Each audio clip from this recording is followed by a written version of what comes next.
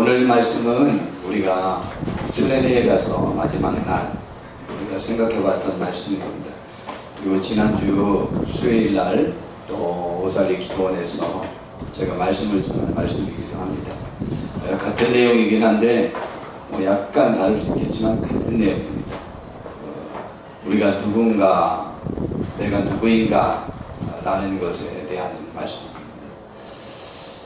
우리가 누구인지에 관해서 성경은 여러 방향으로 말씀해 주고 있는데, 우선 우리가 하나님의 자녀가 되는 거예요. 그래서 요즘 자주 이 말씀을 전하긴 했는데, 사람인 우리가 하나님의 영으로 인도함을 받는 사람은 곧 하나님의 아들이라고 그랬어요. 그래서 심지어 뭐라고까지 할 수 있느냐? 우리는 양자의 영을 받았으므로 우리가 아빠 아버지라고 이렇게 부를 수 있다고 했어요. 아빠 아버지라고 하는 말은 전에 우리 개혁 성경에서는 이것을 갖다 아바 아버지라고 했어요. 아바는 그 예수님이 십자가에서도 아바라고 이렇게 하지만 그 아바 마라마 사바탄이 했는데, 아바는 우리나라 말로 바꾸면 아빠예요. 아빠. 그 히브리어랑 우리나라 말이랑 좀 비슷하죠. 아빠. 예, 그 아빠. 아빠는 친아빠라는 얘기예요. 아빠는 시아버님이 아니고 친정아빠. 친아빠예요. 근데 참 신기하죠? 양자도 들어가는데 친아빠라고 부를 수 있다. 참 좋은 축복이에요. 사람인 우리가 신이신 하나님을 아버지라고 부를 수 있다. 이것 얼마나 대단히 큰 축복입니까? 그래서 우리가 성령이 친히 우리가 하나님의 영과 더불어 하나님의 자녀인 것을 증언하는데요. 이 자녀에게는 어떤 특권이 주어지느냐면 상속자예요. 하나님 나라를 이어받을 상속자예요. 귀중한 일이에요. 우리는 그분의 나라를 이어받을 상속자. 그러면 우리가 어떻게 해서 이렇게 구원받았고 귀한 하나님의 자녀가 되는 축복을 받게 되었나?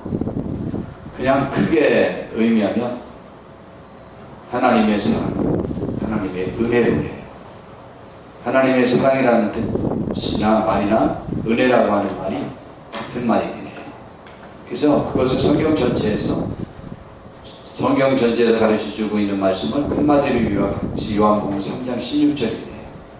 하나님의 세상을 이처럼 사랑하사 독생자를 주셨으니 이는 그를 믿는 자마다 멸망치 않고 영생을 얻으려 하시니라는 거죠. 그래서 하나님이 이 세상을 굉장히 사랑하셔서 그 독생자를 주었다는 것을 희생시켰다. 그래서 그를 믿는 자마다 멸망치 않고 영생을 얻게 하려 하십니다. 이것을 로마서에 표현하면 우리가 아직 죄인되었을 때에 그리스도께서 우리를 위해 죽으심으로 하나님께서 우리에 대한 자기의 사랑을 확증하셨다. 이건 제가 자주 말씀드리지만, 부모의 생명이 귀할까요? 자녀의 생명이 귀할까요? 아까 학생부에서 양다연이라고 학생부에서 제일 착한 걔를 예를 들어서 해봤어요. 그 엄마가 더 컸으면 엄마가 큰 것으로 예를 들 건데, 엄마가 키가 더 작아져서 엄마가 키가 더 작아진 건지 애가 더 커진 건지 그래가지고 몸무게로 했어. 엄마가 더 듬직하고 몸무게가 더 많이 나가니까, 엄마 값이 더 많으니까 둘 중에 한 명이 죽어야 한다면 엄마가 죽어야 되겠지, 혹은 네가 몸무게도 적게 나가고 아직 듬직하지 못하니까 네가 죽어야 되겠지 라고 했더니, 처음에 엄마가 죽는 것이 당연하지 않겠냐 라고 했을 때는 둘 다 끄덕끄덕했어요. 근데 다현이한테 네가 몸무게도 적게 나가니까 네가 죽어야 되지 않겠어? 근데 꺄하는 거예요.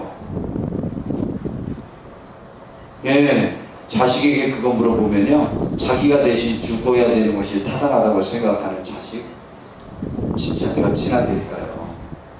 아마 거의 없을 거예요. 근데 부모님들에게 여쭤보면요, 그것은 선택의 여지가 없어요. 부모님에게 있어서는 자기 생명보다는 자녀의 생명이 훨씬 귀하다. 근데 자녀를 줬다. 그것은 자기 몸보다 더 사랑했다. 자기 자녀보다도 더 사랑했다. 그러므로 하나님이 우리를 얼마나 사랑하시는지에 대한 확증입니다. 하나님이 우리를 그렇게 사랑하셨어요. 그 사랑이 그분을 죽게 하신 거예요. 사랑이 그분을 보내도록 하신 거예요. 그래서 이 사랑은 다른 말로 바꾸면 은혜이기도 한 건데, 사도행전에서는 이 부분을 하나님이 자기 피로 사신 교회, 제가 설교할 때 자기 피로 사신 교회를 강조하려고 그러거든요. 거기에 이렇게 동그라미 치면서 밑줄 치면서 하는 걸 하려고 제가 노트북을 산 거예요. 그 노트북은 그 기능이 있는 노트북이라고 그랬나 뭐 어떻게 해서 그래서 샀나. 근데 제가 뭐 다른 기능도 여러 가지 있는데 제가 기계에 관해서는 영 자신이 없어요. 근데 요즘 제가 굉장히 기술이 많아져 갖고요. 이제 영상 다운받는 거 제가 배워가지고 드디어 수련회 가기 전부터 배워가지고 2주 동안에는 제가 직접 다운받는 걸 할 줄 알아요. 뭐 유튜브라고 샀었는데 U자 시작되는 그 앞에 SS 2개를 찍어 딱 엔터 치면은 다운로드가 창이 뜨고 거기에 서면 되더라고요. 잘 익었죠? 기가 막힌 일이에요. 제가 그거 어제 제가 직접 해보면서 못하면 이제 또 와서 해달라고 하려고 해보면서 제가 굉장히 대견스럽더라고. 내가 이거를 그러면서 얼마나 흐뭇하든지 그거에 제가 머리가 더 좋아지고 있죠. 이건 진짜 좋아지고 있어요. 저는 전에 더 나빴었어요. 얼마나 감사한지. 하나님이 자기 피로 사신 교회를 그 아들을 주셨다는 거죠. 굳이 말하면 왜 아들을 희생시킬 수밖에 없었고 자기의 생명으로 우리를 바꿀 수밖에 없었나. 그것은 하나님의 마음씨로는 사랑이라는 마음씨로 우리에게 베푼 거지만 우리의 현실을 보면 우리가 너무 죄가 크다는 거예요. 사람이 죄를 조금 지면 훈계로도 끝내고, 조금 더 크면 벌칙 끝내고, 조금 더 크면 감옥에 가고, 그거보다 더 크면 어떻게 됩니까? 사형시킵니다. 우리는 죽어마땅한 죄를 졌기에 살리기 위해서는 그냥 보석금으로는 되지도 않으니까 그냥 사람의 생명으로도 안 바꿔지니까 하나님의 생명을 대신 죽여서 사람인 우리의 영혼을 구원하신 거예요. 그만큼 우리의 죄가 무지막하다는 얘기를 지금 말씀드립니다. 바로 하나님이 그 아들을 보내서 자기 피로 우리를 사셨다는 것은 우리에 대한 사랑의 증거이고 우리가 죄가 크다는 이야기예요. 이것을 또 다른 말로 표현하면 하나님의 은혜라는 거예요. 은혜는 내 값으로 산 것이 아닌 순전히 하나님이 거의 거저준 것이다 라고 할 때 은혜라고 표현하는 거예요. 그래서 에베소서에서는 그리스도 예수 안에서 그의 은혜의 풍성함을 따라 그의 피로 말미암아 속량 곧 죄사함을 받은 것이고 이것이 너희는 그의 은혜에 의하여 믿음으로 말미암아 구원을 받은 것이니 너희에게서 난 것이 아니고 하나님의 선물이라는 거예요. 그러면 왜 하나님이 우리에게 그러한 은혜를 허락해 주셨는가 라고 하는 부분이에요. 나는 누구인가에 대한 인식이 있어야 하는데 내가 누구인지에 대한 정확한 깨달음은 제가 볼 때 인생 중에 가장 중요한 일이라고 생각해요. 오늘 본문 3은 그 절 앞절 14절에 이렇게 말을 합니다. 디모데전서 1장 14절에 보니까 우리 주의 은혜가 그리스도 안에서 있는 믿음과 사랑과 함께 넘치도록 우리에게 풍성했는데 그 이유가 뭐냐? 미쁘다. 모든 사람이 받을 만한 이 말이요. 우리 미쁘다라는 말을 제가 몇 번 가르쳐 드렸죠. 제가 학습생 때 미쁘다라는 부분이니까 이렇게 해석했어요. 아름다울 미자 예쁠 부자에다가 아름답고 예쁘다는 얘기구나. 아니 이걸 읽으면서 그렇게 해석 안 하는 분이 있어요? 이상하네. 성경도 아니 이런 말이 있는지도 몰랐죠. 솔직히 말해서 뭐 읽기나 했어야 그렇게 해석이 나지. 저는 그렇게 해석했어요. 아름다울 미자 아름다울 부자에다가 아름답고 예쁘다는 얘기구나. 근데 말이 좀 이상한 것 같아요. 근데 이게 미쁘다라는 말이 그런 뜻이 아니고 믿었다라는 말이 더 좋은 것 같아요. 믿었다, 신실하다, 믿을만하다, 사실이다, 받을만하다 그런 말이에요. 참 믿어온 말인데 모든 사람이 받을 만한 이 말이요. 그리스도 예수께서 죄인을 구원하시려고 세상에 임하셨다 였다. 바울 사도가 깨달은 거예요. 그런데 그 중에 내가 죄인 중에 괴수 우두머리다 라는 말을 했어. 바울 사도가 그것을 깨달았어요. 인생 중에 가장 큰 깨달음은 무엇일까? 바울 사도가 내가 죄인 중에 괴수라고 했다 그랬어요. 죄인 중에 우두머리라고 했어요. 바울 사도는요, 그가 자신을 소개하기를 율법적 의로는 흠이 없는 사람이라고 표현했어요. 굳이 말하면 자기가 볼 때 도덕적 기준에서 자기가 어긋나 본 적이 일평생에 정말 한 가지도 지금 이 글을 쓰는 순간에도 발견하지 못한 거예요. 죽기 직전이에요. 디모데전서. 그가 평생을 마무리할 때도 돌이켜봤는데 자기가 도덕적 잘못을 한 것을 발견할 수 없어요. 그가 예수님께 부름받을 때도 도덕적으로 정말 티끌만큼도 잘못한 기억이 안 나요. 도덕적으로만 하니까 좀 이해가 어떨런지 모르겠는데 구약 성경적 기준에 있어서 어긋나 본 적이 평생에 한 번도 없었던 사람이에요. 그런데 그가 죄인 중에 우두머리라는 고백을 했어요. 그리고 죄인을 구원하려고 세상에 오셨는데 그 중에 내가 가장 대표적인 죄인이었다는 얘기예요. 제가 이 말씀을 매번마다 자주 강조하죠. 죄인임을 깊이 인식하는 것은 살인을 했다든가 간음을 했다든가 도둑질을 한 사람들이 가지고 있는 의식이 아니라고요. 이 의식은 하나님을 깊이 만난 사람의 고백일 뿐이라고. 여러분, 하나님을 깊이 만나면 하나님이 거룩한 분이시기 때문에 그분으로 말미암아 우리의 그 부족함이 느껴지기 시작하는 거예요. 하나님은 죄가 없는 분인데 그분을 만나면 내가 죄인이라는 것이 깨달아지는 거예요. 그래서 내가 죄인임을 깊이 인식하는 사람은 첫 번째, 하나님을 깊이 만났다는 거예요. 만약 내가 죄인임이 인식이 되지 않는 사람은 지금 하나님을 깊이 만나지 않았다는 거예요.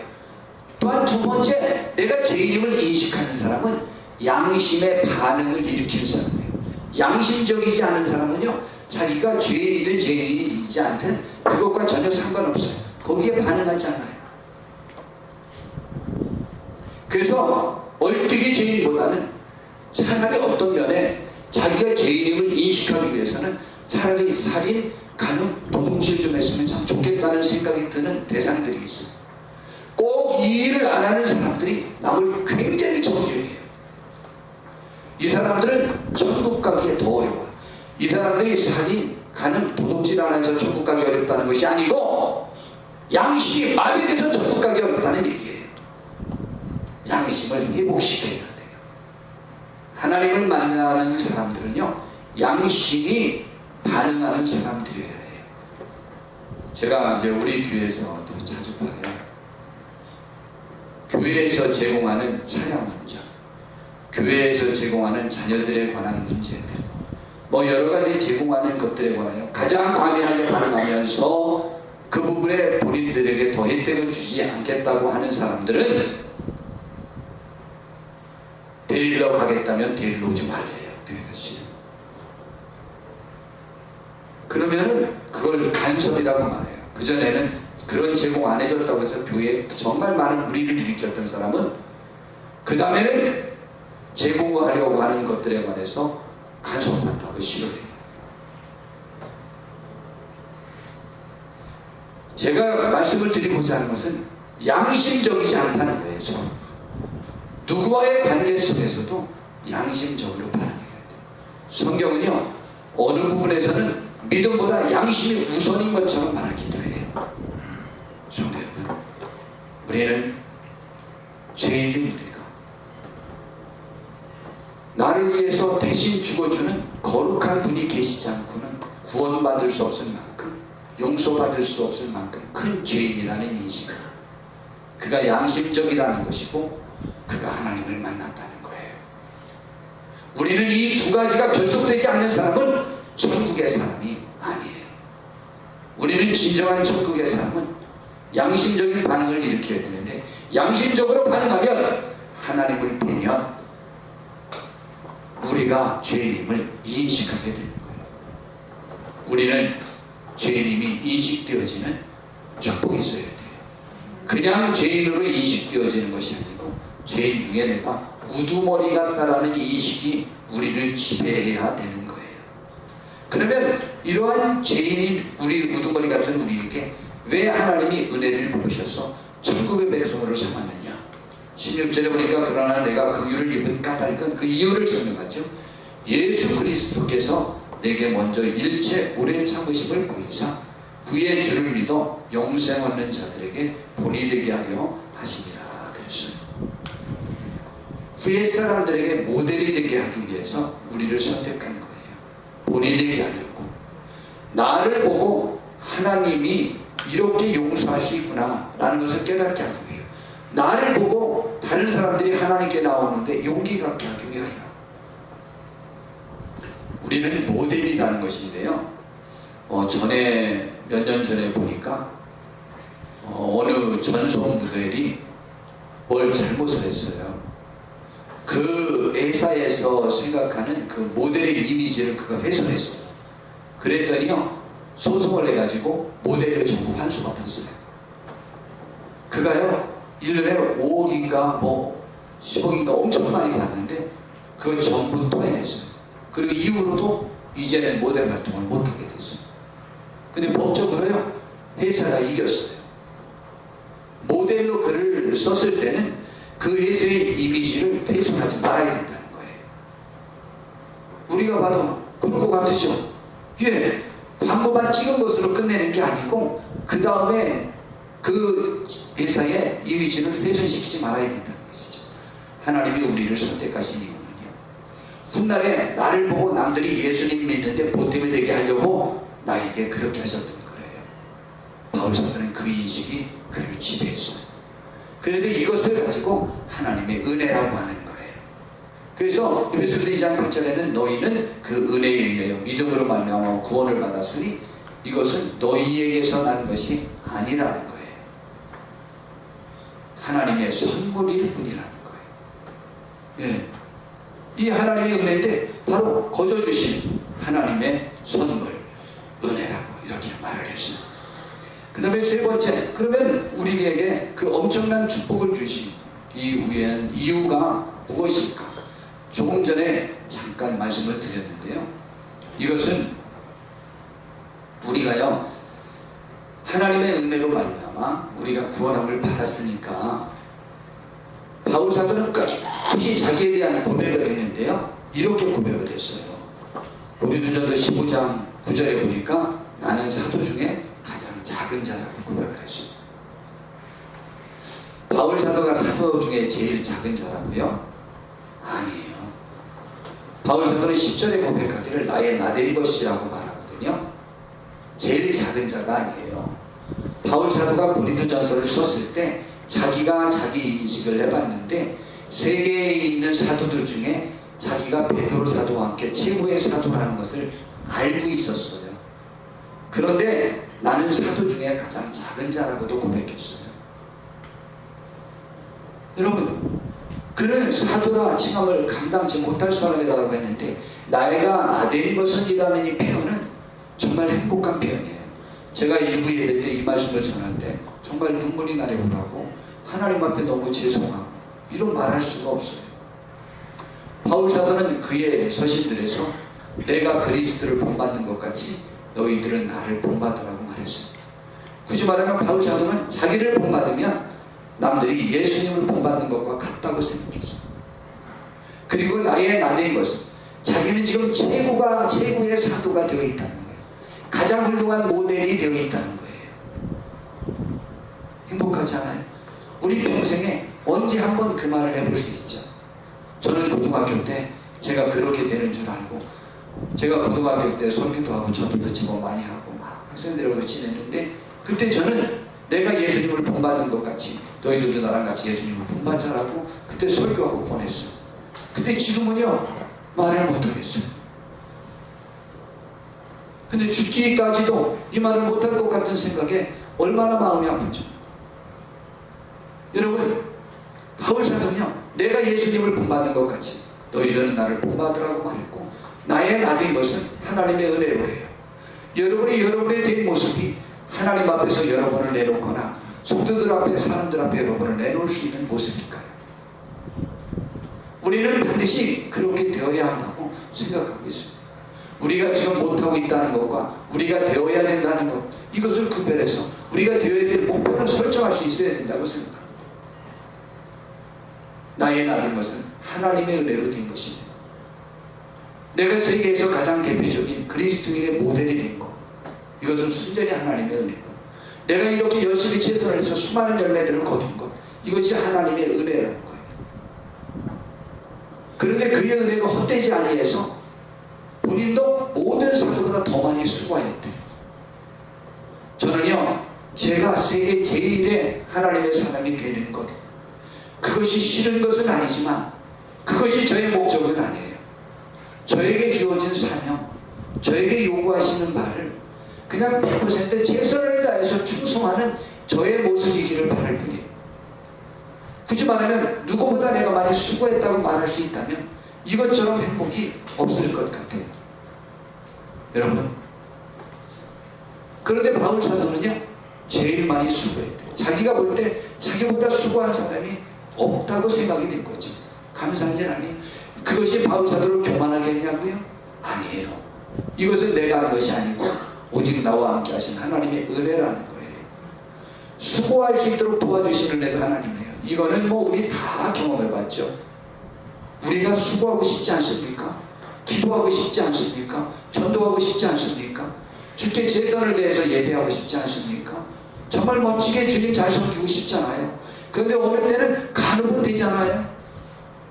이번에 스웨덴에 가서 우리 세기조 노미진 집사님의 아들 최상국이 방언을 받았어요.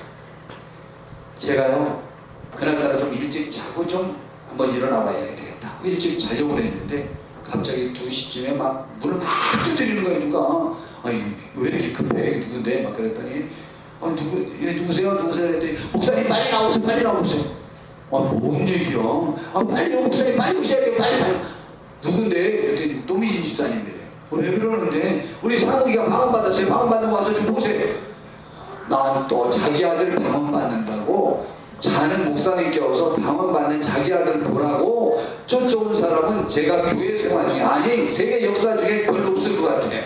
아니 자기 아들 방언 받았다고 잠자는 목사님께 와서 보라고 하는, 왜 말일까? 해서 가서 가봤어요. 가봤더니요, 세상에 정말 뭐라고 표현해야 되나요? 천국을 온 것 같다. 정말 신천지에 온 것 같다. 그의 방언하는 그 모습이요, 여지껏 봤던 그 어떤 아름다운 모습보다 정말 제가 볼 때 더 멋있었어요. 더 아름다웠어요. 제가 아름다운 모습은 남자들의 모습에서 자주 발견하는데, 직장 끝나고 너무 피곤해가지고 그냥 친 모습으로 남자들이 저녁에 들어올 때, 저는 그 남자들을 보면요, 그냥 천사 같아 보여요. 천사. 진짜 천사 같아 보여요. 마귀와 지옥은요, 그 남자가 술 먹고 이렇게 비틀거리고 소리 지르고 내가 왕이라고 할 때, 그때는 진짜 마귀 같아요. 동일인물인데 동일인물이 일 끝나고 그렇게 돌아올 때는 천사의 모습 같고, 진짜예요. 저는 화목을 해요. 그 모습은요, 너무 아름다운 모습이에요. 그런데 이때 상욱이의 그 기도하는 모습, 방언 받는 그 모습은 천사의 모습, 천국의 모습, 피곤함이 흐르고 자기의 모든 연약함과 부족함을 하나님께 드리며 순수하게 하나님을 위해서 살려고 다짐하는 그 기도. 제가 그냥 올라왔어요. 그랬더니 나중에 얘기했더니, 목사님 상욱이 기도라도 한번 해주고 가시죠. 쳐다보고 그냥 가십니까? 거기 제 기도가 필요 없더만 주께서 충분히 역사하시고 충분히 기쁨 받으시고. 근데 오래 안 가. 알아요. 그랬더니 그 다음날 바로 없어지던데요.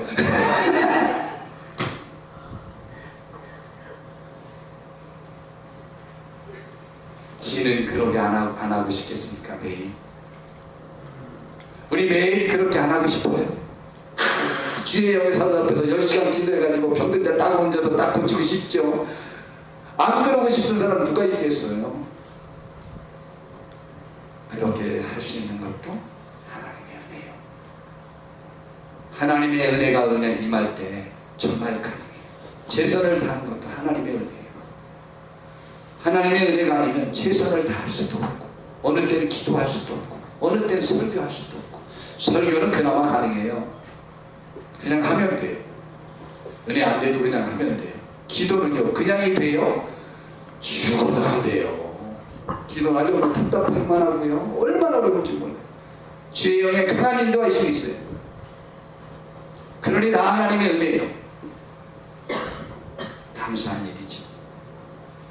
바울 사도는요, 또 에베소서에서도 이렇게 말해요. 모든 성도 중에 지극히 작은 자보다 더 작은 자라고 자기에 대하여 인식했어요. 예, 여러분 그렇게 인식하고 있습니까? 그리고 또 에베소서 2장에서도 행위에서 난 것이 아니니 누구든지 자랑하지 못하게 하려 합니다. 바로 이거예요. 나 자신을 자랑하지 못하게 하려. 아, 하나님은 욕심자이야. 자기만 돋보이려고 해. 그런데요, 우리 사람들 중에도 다 아실 거요. 사람 중에도 다 아시는데, 예를 들어서 여기 도안이가 있어요.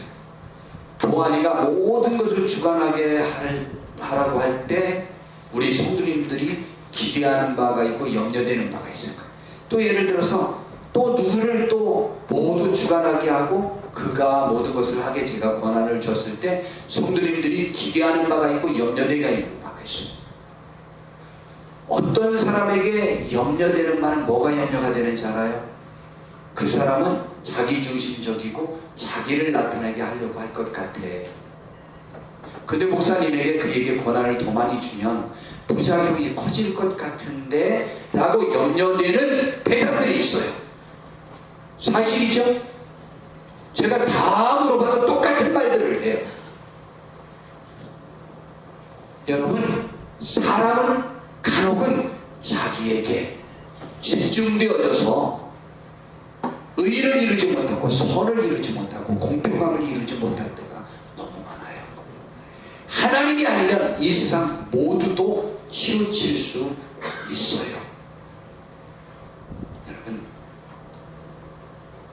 우리는 우리를 자랑하지 않고 하나님이 우리를 만드셨는데요, 선한 일을 위해서 만드셨어요. 그 가운데서 행하게 하려고 우리를 만드셨어요. 그러므로 우리는 그분 안에 온전히 있지 아니하면 언제나 우리는 뒷길을 가요. 우리 한 분 이야기를 하려고 합니다. 그는 서울 소재 고교에서 누가 글을 올렸어요. 전교 1등을 놓치지 않았다. 서울대 법대에 합격은 따는 당상, 서울대 2학년 때 사법고시 합격, 3학년 때 행정고시도 패스했다. 공부가 제일 쉬웠어요. 의 주인공처럼 1999년에는 미국 하버드대 로스쿨을 수료하고 뉴욕 쪽 변호사 자격증도 취득했다. 현직에 있으면서도 학업의 끈을 놓지 않아 2004년엔 오교에서 서울대 법대에서 헌법 전공 박사학위를 받기도 했다. 그는 법무부에서 요직인 기획조정실장도 지냈다. 또 특수통 검사라면 누구나 선망하는 서울중앙지검 금융조세조사 2부장을 맡기도 했다. 일선 수사 경험이 부족한 인물이 그 자리에 오르는 일은 드문 일이었다. 공부만 하던 그가 일탈을 하기 시작한 것은 결혼을 한 뒤였다. 모든 것을 다 이룬 그였지만 적은 공무원 월급으로 생활의 만족을 느낄 수 없었다. 그는 사랑을 쫓아 결혼했다. 하지만 자신보다 못한 동기들이 마누라 잘 얻어서 열쇠 몇 개씩을 받고 멋지게 생활하는 것을 보면서 자기감과 박탈감을 느끼기 시작했다. 그는 강남권 출신의 금수저는 아니었던 것이다. 드디어 그는 탐욕과 비리의 유혹에 빠지기 시작했다. 대기업의 비리 정보를 내사로 마무리한 천안명의 청소 용역 업체를 설립해 130억대 일감을 몰아주게 했다. 또한 한 게임 업체로부터는 수백 원대 주식 시세 차익을 남기기도 했다. 조직 내 요직을 주로 설립하며 소위 잘나가는 엘리트 검사이자 검찰의 꽃을 두루 거친 그는 이제 돌이킬 수 없는 범죄자로 추락하고 말았다. 그의 이름은 동그라미 검사장 49, 우리 진경준 씨 맞죠? 그 두 사람이 49살밖에 안 돼요. 여러분, 우리가 주님 안에 있지 않으면 나의 영심이 살아나요. 예수님 안에서 내가 그분의 거룩한 피값으로 구원받은 하나님의 자녀임을 인식하지 못하고 내가 잘난 모습 이 있어서 그런 것처럼 생각하면 이제부터는 내가 걷잡을 수 없는 모습으로 전락할 수 있습니다. 고린도전서 1장 25절에서 31절에 보니까 이런 말씀이 있어요. 오늘 한번 좀 읽어보시죠.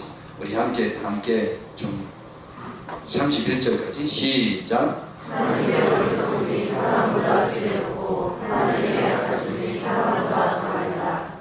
형제들아 너희를 부르신 줄보다 이스라엘을 따라 지혜로운 자가 많지 아니하며 능한 자가 많지 아니하며 눈물을 좋은 자가 많지 아니하니라. 그러나 하나님께서 세상에 미련한 것을 택하사 지혜 있는 자들을 부끄럽게 하게 하시고 세상에 악한 것을 택하사 강한 것들을 부끄럽게 하게 하시며 하나님께서 세상의 천한 것들과 멸시받는 것들과 없는 것들을 택하사 있는 것들을 따르게 하시나니 이는 아무 육체도 하나님 앞에서 자랑하지 못하게 하게 하시나. 예, 아무 육체도 하나님 앞에서 자랑 못하게 하고 하나님이 이런 방법으로 세상에서 일을 하신다는 것이에요. 이 말씀이 싫습니까? 그럼 내가 부름받은 것이 못난 것이라서 부름받았느냐?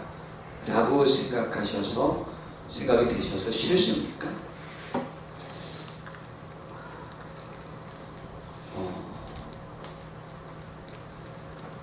하나님 앞에 부름받은 위대한 사람들, 제가 요즘 자주 말씀드리는 것인데 세계를 이끌었던 위대한 종교가들, 기독교를 떠나서도요, 그 위대한 종교인들은 특징이 부자 출신들이라는 거예요. 거의 대부분. 부처님은 왕족이었고 또 유교창 시작한 누구더라? 공자님도 그렇고 또 다들 나름대로 부유한 계층이었어. 세계 손자라고 하는 사람들도 거의 다가 부자였어. 가난한 사람이 부름받지 않았어.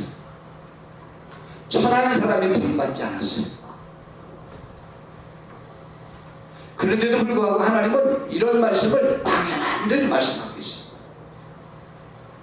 성도 여러분, 하나님 앞에 부름받은 사람들의 특징은 양심으로 반응한 사람이고 자기를 내세우려고 하는 마음이 포기되어진 사람들이 쓰임받는 사람이에요. 그렇다면 전능하신 하나님 앞에 부름받았기 때문에 나의 능력이 이 세상적 기준에서 얼마나 크냐 작으냐 그것과는 아무 상관없습니다. 바울 사도는 그 시절 어떤 사람인지에 관해서 제가 자주 말씀드렸지 않습니까? 바울 사도가 자기가 죄인 중에 괴수라고 표현했을 때도 실제는 그가 율법적 의료는 흠이 없다라는 고백을 한 사람이고, 바울 사도가 그 고백을 할 때 자기가 얼마나 실제적으로 세상적 조건으로 대단했던 사람인지에 관해서 고백하는데, 한번으로는 그가 유대인 총각들 중에 최고의 한 분의 소유자였고요, 부유함으로는 성경에 부자 유대 의원도 총각도 나오기는 하지만, 청년도 나오긴 하지만, 총각으로 쳐서 그는 다소, 로마 제국 내 큰 도시 다소라고 하는 도시에서 유명한 상인의 아들이에요. 그리고요, 그는요 로마 시민권을 지닌 사람이에요. 유대인들 중에 로마 시민권을 지닌 만큼의 권력을 지닌 사람이 기록에 별로 없어요. 말하면 최고의 위치를 차지하고 있었던, 영향력을 지니고 있었던, 최고의 부와 권력을 지녔고 절제되고 훌륭했던 사람이었어요. 그런데 그의 모든 것들이 주님 앞에서는 아무 쓸모가 없다고 판단됐기 때문에 그런 것을 배설버리고 오줌과 똥처럼 여겼어요. 주님 안에서 자기가 발견되어야 쓰임받을 수 있다는 것이죠. 자기 자신을 깨어 없애고 자기는 죄인 중에 괴수라는 인식을 가져야 전능하신 하나님의 능력이 자기에게 힘입어져서 주의 일을 감당할 수 있다고 믿었던 거예요.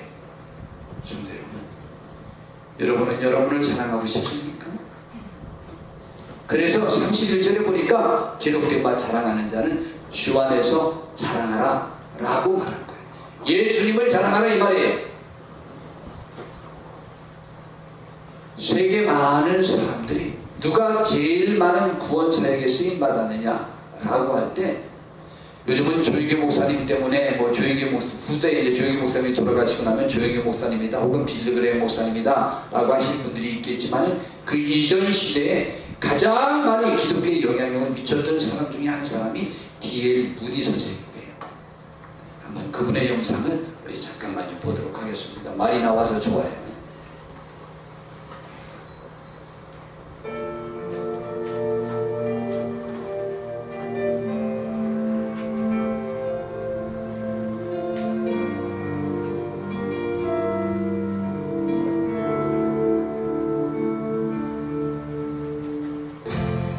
미국 역사상 가장 위대한 복음 전도자로 알려져 있는 드와이트 무디.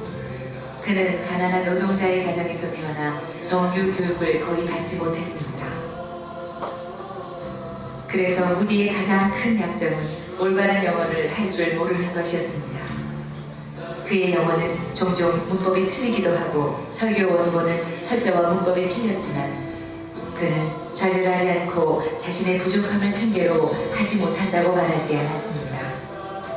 한 번은 무디가 캠브리지 대학에서 설교할 때 학생들이 발을 구르며 웃고 난리가 난 적이 있습니다.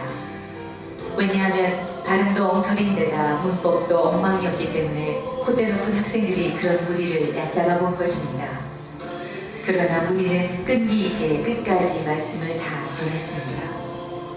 설교가 끝난 후 한 학생이 무디의 설교 내용 중 문법이 틀린 것들을 적어서 주었습니다. 이를 본 무디는 이렇게 말했습니다. 나는 내 문법이 틀린 줄 알고 있습니다. 그러나 나는 내가 알고 있는 모든 문법을 하나님의 영광을 위해서 사용하고 있습니다. 학생은 잘 알고 있는 문법으로 하나님께 영광을 돌리고 있습니까? 그 학생은 충격을 받고 돌아갔습니다. 다음날 아침 학생회장이 무디를 찾아와 정중하게 사과했습니다. 그리고 예수 그리스도를 영접하였습니다. 이런 동기로 캠브리지 대학의 역사상 유례없는 대각성운동이 일어났으며 선교의 거대한 장을 열었습니다. 7명의 우수한 학생이 중국 선교에 목숨을 바치기로 결심했습니다. 그 중에 중국 선교의 대명사라고 할 수 있는 허드슨 테일러가 있었습니다. 무디는 40년 동안 미국과 영국에서만 100만 명이 넘는 사람들을 그리스도께 인도했습니다. 거듭난 후 하루도 빼놓지 않고 복음을 증거했으며, 매일 최소한 한 명의 사람이라도 복음을 전하지 않고는 결코 잠자리 들지 않을 정도로 열정적인 복음 전도자였습니다. 하나님은 무디를 능력 있게 사용하셨습니다. 왜냐하면 그는 전적으로 헌신하였기 때문입니다. 그의 부족함까지도 하나님을 위해, 하나님의 영광을 위해 헌신하였기 때문입니다. 오늘도 하나님께서 우리의 헌신을 기다리고 계십니다. 혹시 내게 있는 부족함 때문에 좌절하거나 실망하시는 분이 계십니까? 혹시 내게 없는 것 때문에 나는 할 수 없다고 포기하시는 분이 계십니까? 무디를 사용하여 큰 영광을 받으신 하나님께서 오늘 우리를 통해서도 영광 받으실 것입니다. 내 모습 이대로 받아주신 하나님을 찬양합니다. 내 모든 것을, 내 연약함까지도 사용하여 주시옵소서. 내 평생 오직 하나님의 영광을 위해 헌신케 하시옵소서. 무디의 생애는 저에게 아주 많은 감동을 줬습니다. 제가 무디 생애 그 전기를 읽으면서 네가 시골에서 살았어요. 초등학교도 제대로 졸업하지 못하고 시카고라는 대도시에 와서 친척 이삼촌인가의 집에 그 구두 수선공으로 일을 했습니다. 그리고 그 외삼촌의 권고로 주일학교에 나갔어요. 그런데 성적이 괴팍하고 난폭하고 마음을 열지 않는 그런 어린이였어요. 주일학교 담임 선생님이 그에 대한 회의록이 있는데 그 아이는 전혀 회심할 수 없을 나이로 판단을 했다는 거예요. 교회에서 말씀장이 불가능한 아이. 근데 그 선생님이 병에 걸렸어요. 결이 걸려서 자기가 죽기 전에 아직 주님을 영접하지 못한 자기의 제자들을 돌아봐야 되겠다고 생각해서 무디에게 그 중에 무디가 떠올려서 신방을 한 거예요. 근데 거기서 예수님을 전했는데요. 와, 무디가 그때 예수님을 영접한 거예요. 그러더니 그 다음부터 17살인가 몇 살 때부터 변화되기 시작하는데 놀랍게 변화된 거예요. 정규 신학교를 졸업하지 못했어요. 평신도 사역자예요. 그래서 무디 목사님이라고 안 하고 무디 선생이라고 해요. 멋있지 않아요?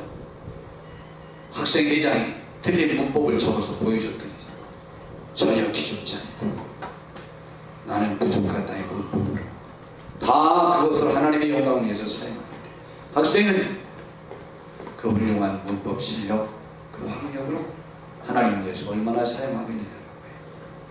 그 학생이 변화되었고 그 학생회장이 또 사과했고 그리고 그것을 7명이 중국 선교사로 헌신을 했고 그 중에 한 명은 허디슨 테일러라는 사람은 가장 유명한 중국 선교의 아버지예요. 여러분, 우리들 것들 중에 얼마를 하나님 앞에 드리십니까? 하나님은요, 연약한 우리를 사용하기 원하십니다.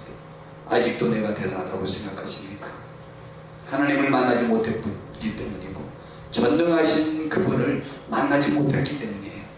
그분을 만나면 세계에서 아무리 큰 자도 그분 앞에서는 자기가 먼지만도 못한, 벌레만도 못한, 그래서 평생 울어도 날 위해 죽어주신 그분 때문에 평생 눈물로도 갚을 수 없어서 이 몸 들이다 하고 바치는 것이 헌신자들의 일반적인 헌신 내용이에요.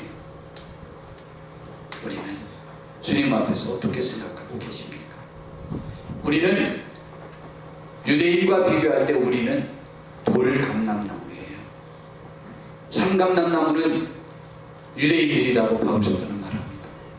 그들이 하나님의 말씀대로 살지 않아서 그들을 잘라서 우리를 접붙였어요. 본래 나무를 자르고 다른 것을 접붙이기도 했는데 너희가 잘못하면 너희를 자르고 본래 것 다시 접붙이기는 더 쉽다 라고 말하고 있어요. 또 부름받은 것에 관해서 우리가 늦게 부름받은 사람과 같다는 거예요. 제가 결론으로 오늘 왜 이 말씀을 준비했는지 알아요? 고린도전서 4장 7절 말씀. 누가 너를 남달리 구별하여야 되냐? 내게 있는 것 중에 받지 아니한 것이 무엇이냐? 내가 받았은즉 어찌하여 받지 아니한 것 같이 자랑하느냐? 왜 교만하냐 이 말이에요. 성도 여러분, 교만하시면 안 됩니다. 교만은 모든 죄는 용서받을 수 있지만 교만은 마귀가 될 수 있는 길이고 교만은 지옥으로 우리를 끄집어내릴 수 있는 죄가 교만입니다. 물론 불행하게도 참으로 불행하게도 참으로 안타깝고 불행하게도 교만은 열등감의 또 다른 표현이라는 것이 저의 마음을 너무 아프게 하지만 차라리 교만한 사람들이 교만하면 괜찮은데 열등감을 지닌 사람들의 또 다른 표현이 교만이니 그것은 병일 수도 있는데 그러나 병이든 병이지 않든 교만은 지옥의 문에 가장 가까이 있는 사람, 교만은 천국으로 가는 사람을 가장 가로막을 수 있는 사람. 교만하지 마십시오. 교만은 나애가 잘난 줄 알고 남을 내 입으로나 표정으로나 행동으로나 무시할 수 있는 사람을 말하는 것이고, 교만은 나의 열등감 때문에 나를 치솟아 잘난 체를 해야 된다고 생각 속에서 나의 잘남을 입으로 끊임없이 떠버리는 사람을 말하고, 그렇게 거들먹거리는 사람을 교만한 사람이라고 말해요.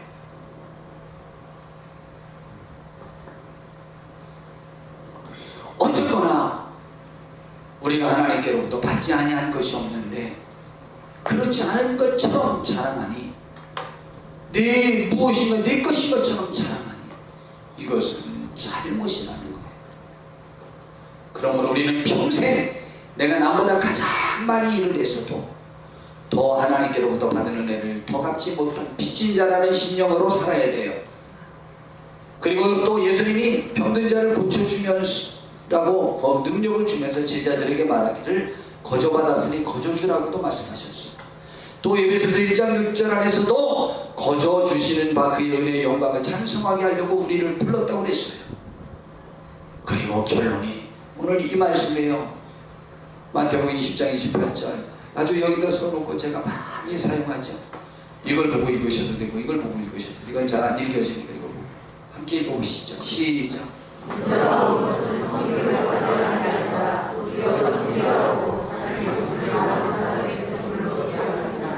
예.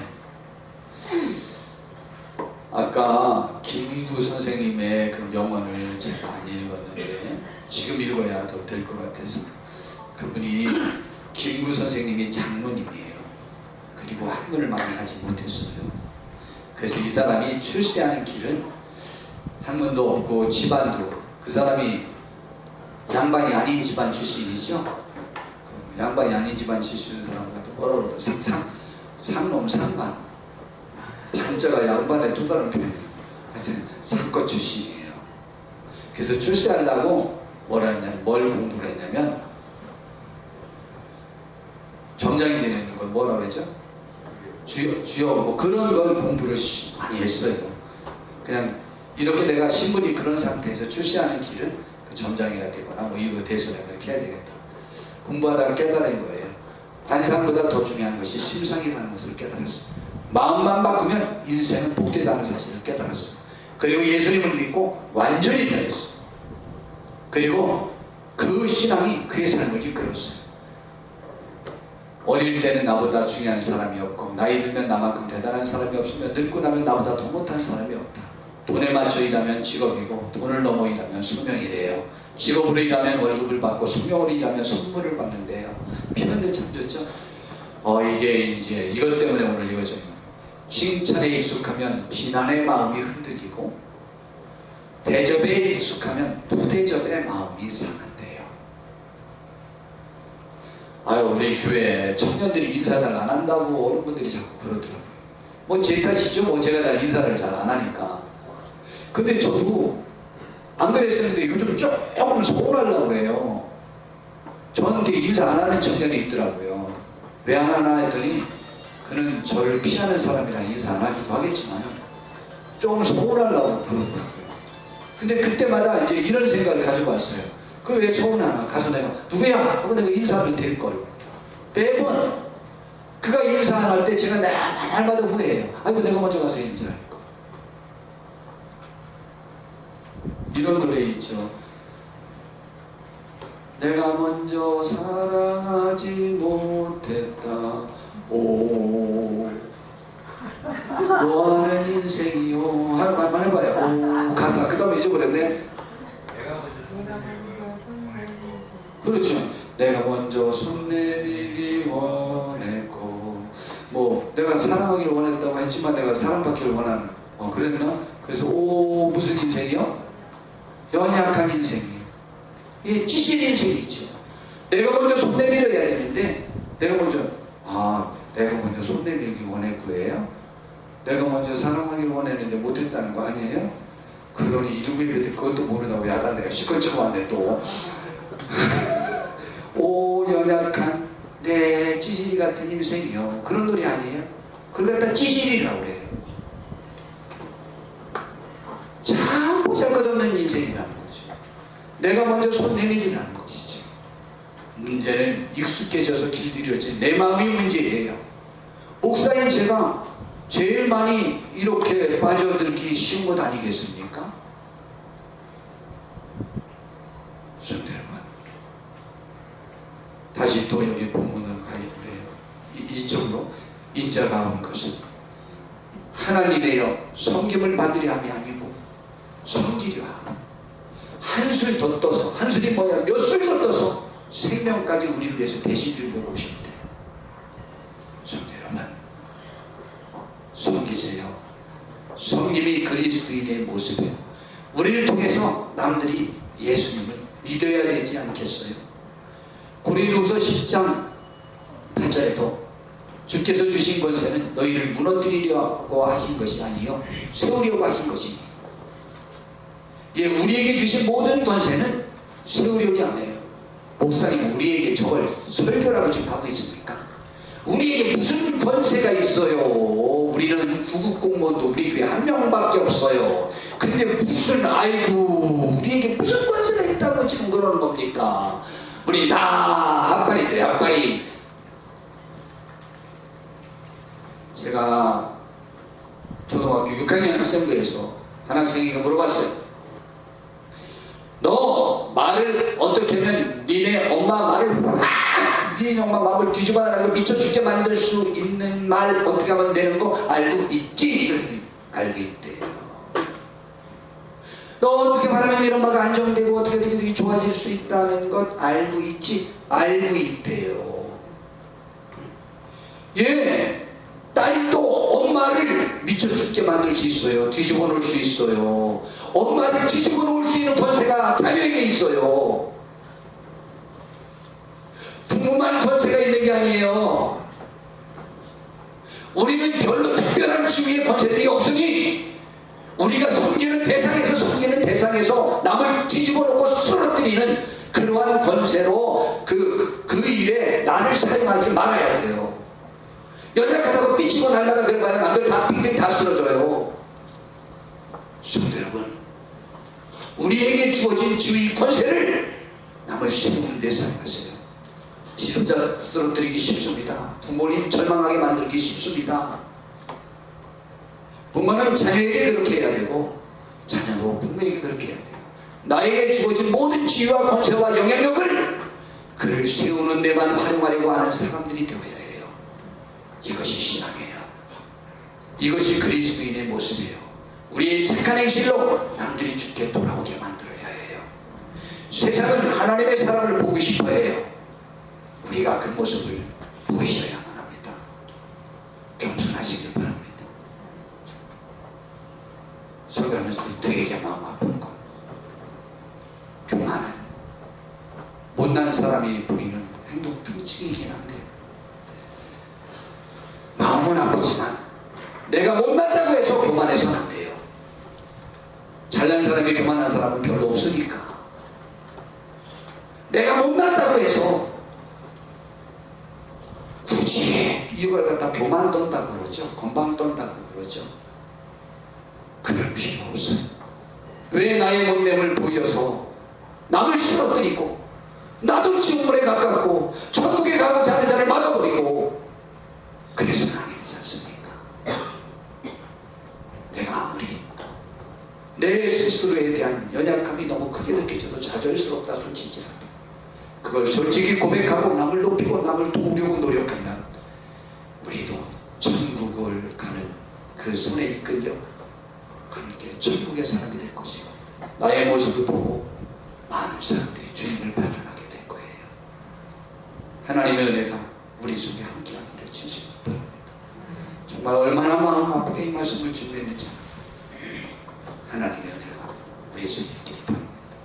그분이 날 위해 죽으셨는데 이 정도면 나 대단한 사람 아니에요? 무엇 때문에 우리가 좌절감과 열등감에 사로잡혀서 굳이 남을 짓밟아야 될 이유는 없잖아요.